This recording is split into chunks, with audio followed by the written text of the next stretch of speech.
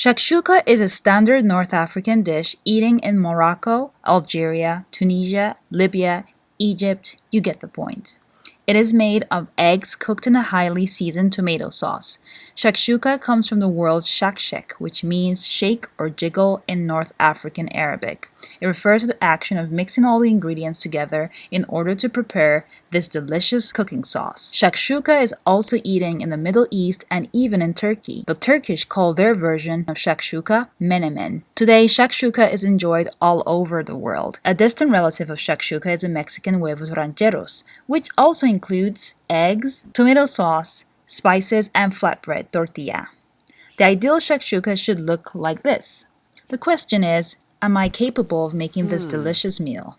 Let's find out.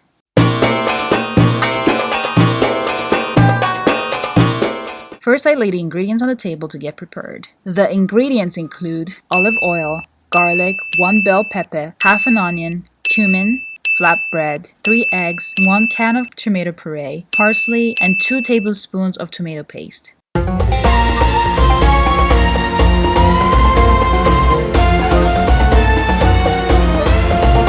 So I'm making shakshuka, and one of my favorite ingredients here is the parsley. I just love the way it smells.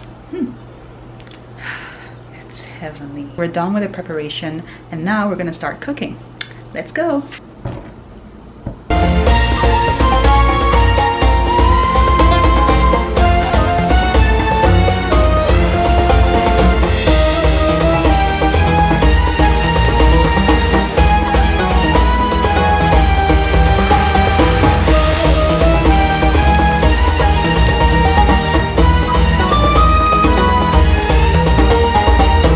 Putting in the spices like salt and pepper, I keep pouring until my ancestors motion me to stop. Knowing the appropriate amount of spices in a meal is just something I feel, you know?